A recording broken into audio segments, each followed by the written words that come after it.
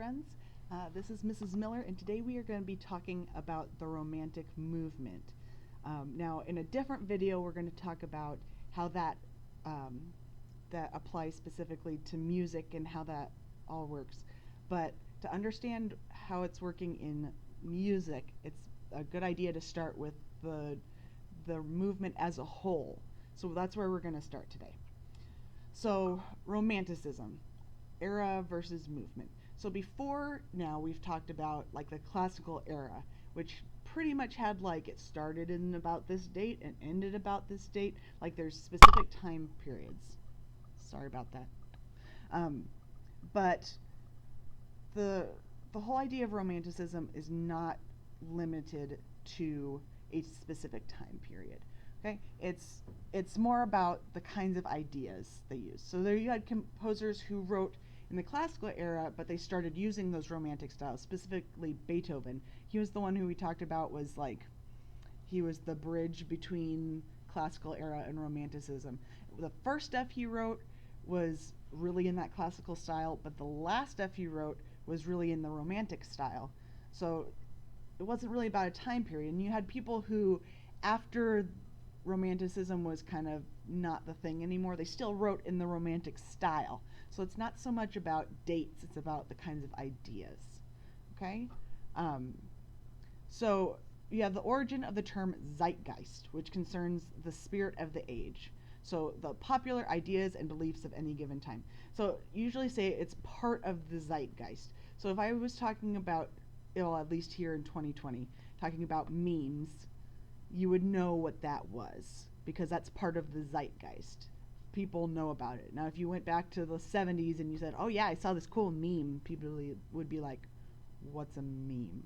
Or like here in 2020, if you said, oh yeah, 2020 is the worst, everyone's going to be like, oh yeah, because we all know what's going on. We all know about all the stuff that's happened in 2020 that is not great. So the idea that 2020 is not a good year is part of the zeitgeist of our time right now. Okay? So you have characteristics. You have a movement in like every topic possible, including art, music, literature, science, politics, any subject you can talk about, they started implementing these ideas. Okay? So this became a revolt against the age of enlightenment. Okay, so we had our classical era, that was the age of enlightenment. Now we're going to just turn everything on its head, right?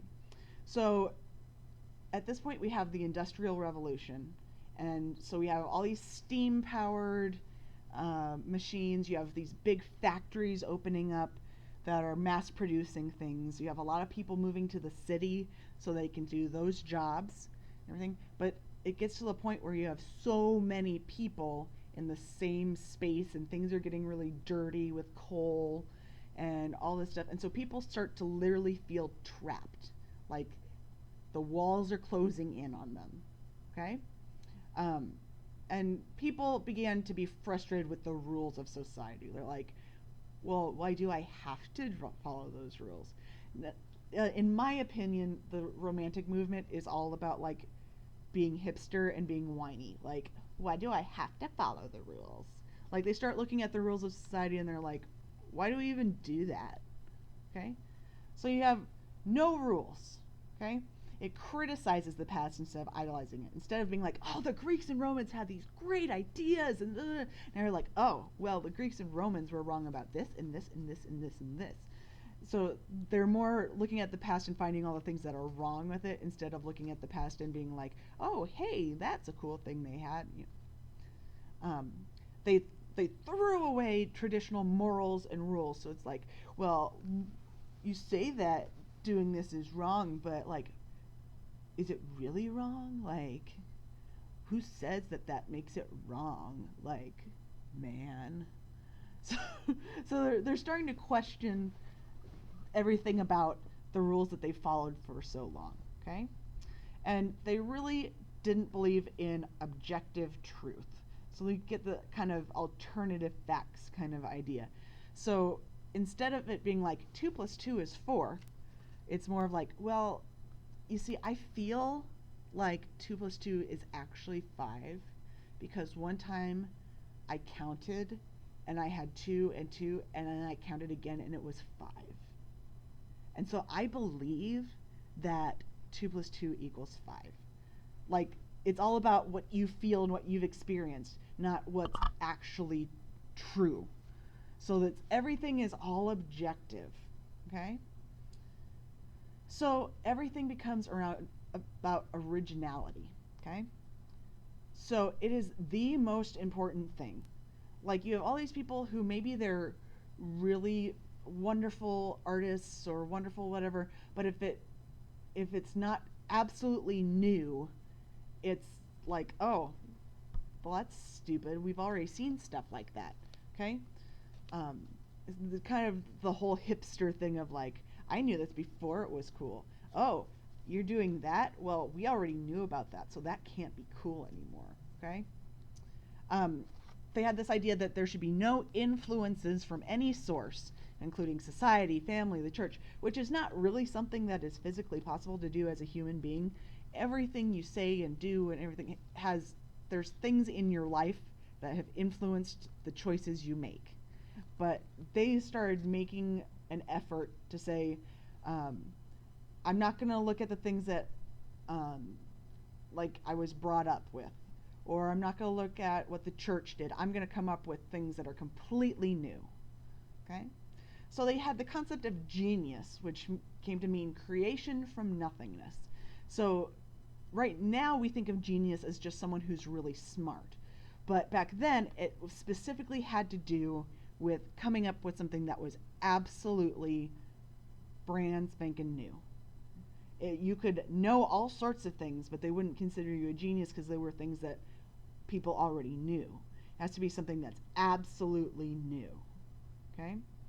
So being derivative of anything, it was like the worst faux pas. So like having it be influenced by other ideas was like, oh my gosh, like OMG, the most embarrassing thing that could like ever happen. Like, oh my gosh, like, okay. So now we get into emotions. Okay, a big part of this is German Romanticism, which, and pardon my pronunciation, I'm making this up as I go. Sturm und Drang, which means storm and surge. So if you think like you're on a boat in the ocean and a storm is happening and the waves are surging and they're coming up over the boat, it's talking about that, those kind of feelings where things that are that intense and that move you the same way that a storm would. Okay? So truth and expression came only from personal emotions, ideas, and experiences. So going with that whole there's no objective truth. You have, well, I know this to be true because I feel it's this way. Or I have this idea and it's my personal idea and I came up with it, and so that's how things are. Or I've experienced this, and so my experience is just as valid as your experience, and everything can all be true at the same time.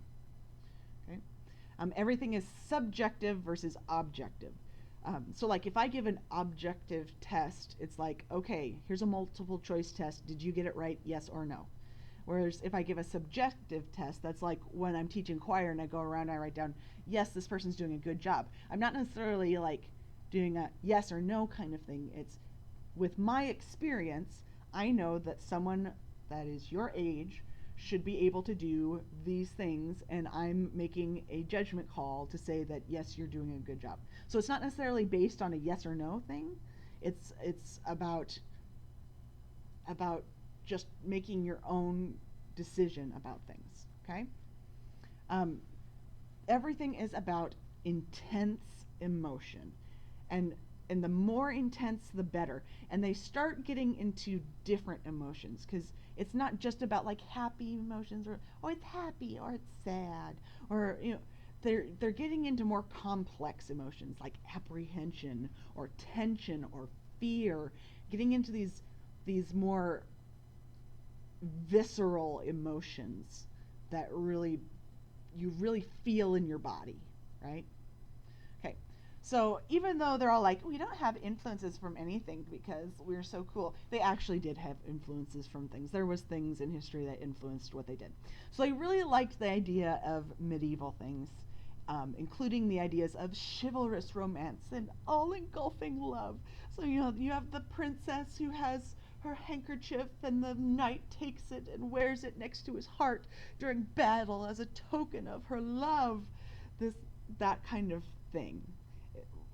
It doesn't necessarily matter whether those ideas were true or not, but those kind of ideas, think it's romantic, right?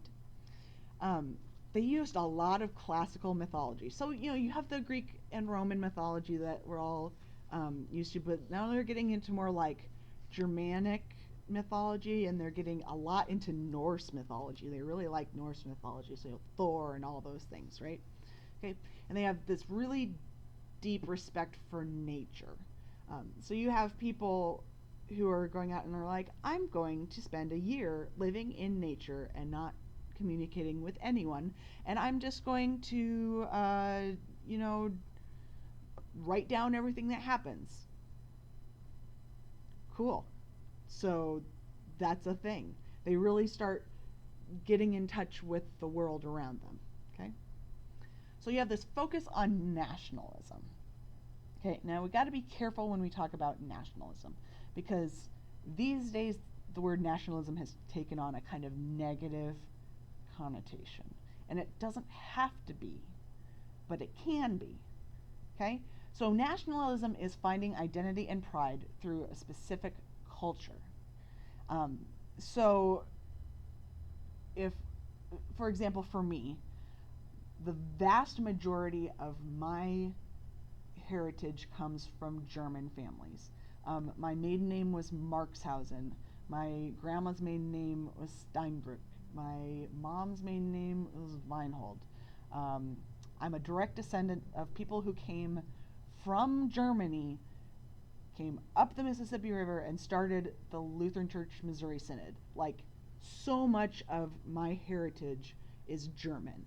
And being proud of that is okay and a great thing. It's a really great thing to get in touch with my history. Okay?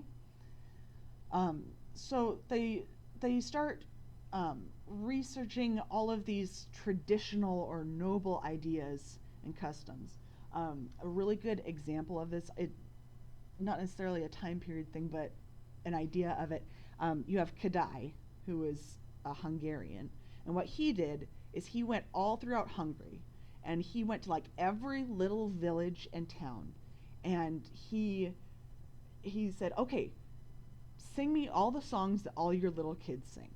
All the songs that people just know, like eeny, meeny, miny, mo, catch a tiger by his toe. Okay, what does your village have? What are the rhymes that they have?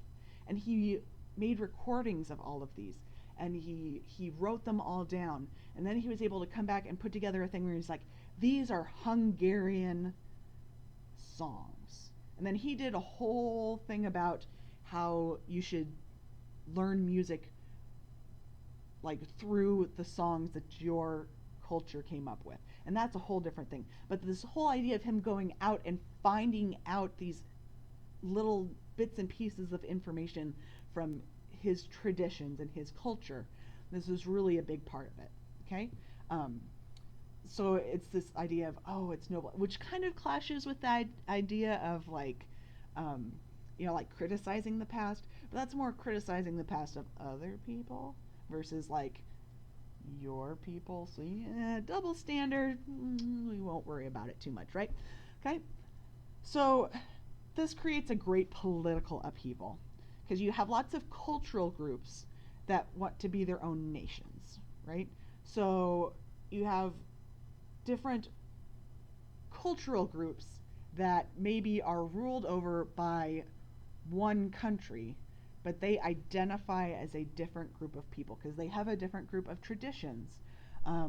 Like at some point there was Czechoslovakia. Well, you have the Czechs and you have the Slovaks who have different traditions, and they're like, we don't want to be one country. We want to be separate countries because we have different traditions. Um, so you start getting this where all these smaller groups want to break apart and be their own thing. And that kind of is a problem because then you have the bigger countries who are like, no, you're part of our country and we rule you. And the smaller groups are like, no, you don't. And so, it tends to cause a little tension. Okay?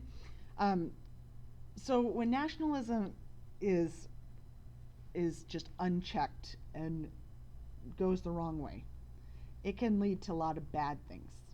Okay, like fascism and totalitarianism, where the government takes over everything and the government is in charge, and you have like a dictator who rules with an iron fist, right?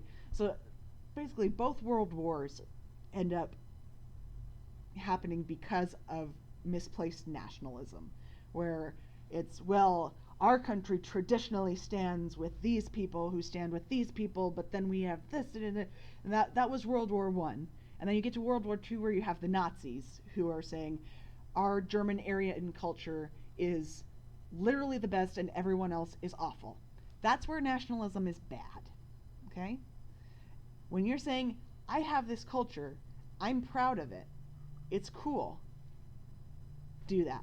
Awesome. But when you start saying everyone else's culture sucks, or mine is better than everyone else's, that's where it gets to be negative. And that's the kind of thing that we kind of see is happening in the world today. Not to like call anyone out, but when you have people who are, like, USA, USA, that's okay. But when they're like, USA is the best country in the world and the rest of the world is awful and sucks and is not cool, that's where it's not good. So you gotta be careful with nationalism. It's good when you're celebrating things. It's not good when you're putting people down, right? Okay, so you have a lot of famous romantic figures. So in literature, you have the Gothic idea. So you have Edgar Allan Poe, who he wrote The Telltale Heart, the Raven, all these really dark, creepy stories, right? You have Mary Shelley, who wrote Frankenstein, another scary, gloomy kind of thing. You have Herman Melville, who wrote Moby Dick. That's the one with the whale and the guy who's chasing it, like his life thing is to catch this whale, right? You have Jane Austen. She's the one who did Pride and Prejudice and like a bunch of other ones. You have Emily Bronte, who did, which one did she do? Jane Eyre. Okay, those ones. Okay, you have Hans Christian. Oh, that should be a Hans, not a Has. You got it. Hans Christian Andersen. So he did his fairy tales and folklore. That's part of the whole going out and finding stuff. Like, they went out and found all these fairy tales from these different cultures and brought them together and then kind of made like a thing of it. And a lot of those are like actually really creepy, like The Little Mermaid in the original tale. She does not get the prince, and so she didn't fulfill her part of the bargain, so she turns into sea foam and is blown away and ceases to exist. Like, and I think if I remember correctly, like, she, instead of just not being able to speak, like her tongue's cut out. Like, so these fairy tales and folklore were like hardcore, right? These days we kind of sweeten them up and make them nice, but that's part of this. Okay, so now you have art. You have The Wanderer Over Sea and Fog. Now both of these things I'm going to put on here. I'm going to show you the artwork in just a second. Okay, and we have The 3rd of May, 1808 by Francisco Goya. So let's take a look here. So this is Wanderer Over Sea and Fog, and you really get that that storm and surge idea by looking at this. You have this lone figure who's standing out on a rock and looking out over the fog, and you can just you can feel the emotions that person is feeling, and they're really deep emotions, right? Along with that, here you have these soldiers who are attacking people, and it's bloody. It's not something that's all nice and sanitized and here's someone's here's a portrait of someone. Now this is like showing these real scary emotions. um, so if you were going to sum up romanticism in one word, it's emotions. And not just emotions, but like emotions, deep emotions about what you feel like, what you think. Okay. um, so using those ideas, next time in our next video we're going to talk about how that applies to music. But this is just our video for about romanticism in general. I hope you enjoyed it. I will see you next time. Bye.